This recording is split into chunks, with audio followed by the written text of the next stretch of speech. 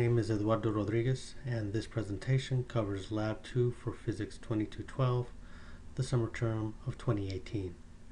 The point of this experiment is to compare a more precise computational model to the one used in Lab 1. In both labs, we are trying to determine the amount of excess charge on a specially prepared Scotch tape. I will detail my expectations, observations, measurements, and results. I went into this expecting that the point model would be incorrect, probably outside a 2% margin of error, but most likely less than 10%. It turned out to be well more than 10%. Running the experiment again, the tapes still repelled each other, although the distance was not the same magnitude, leading me to believe that the amount of charge gained had also changed from Lab 1. Also, the charge that was calculated using the method from Lab 1 and using that to compute the force of electricity was not matching the force of gravity.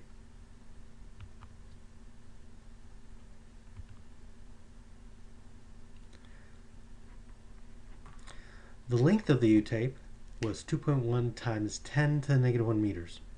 The width of the U-tape was 2 times 10 to the negative 2 meters.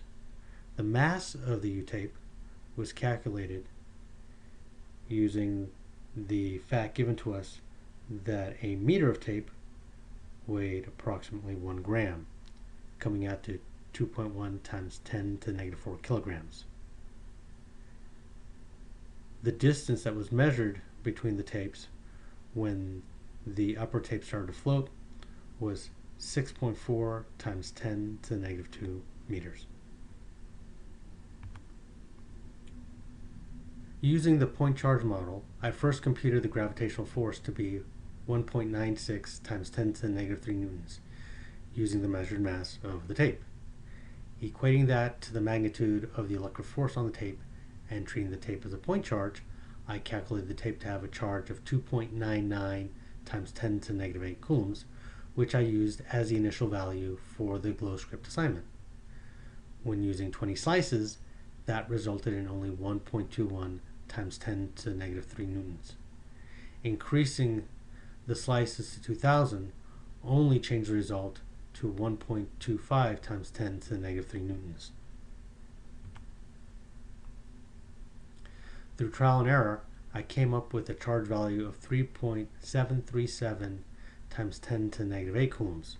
With that magnitude of charge, the electric force finally matched the force due to gravity. I also experimented with different numbers of slices. At 200 slices, the difference was less than 1%. At 20 slices, the difference was just over 3%.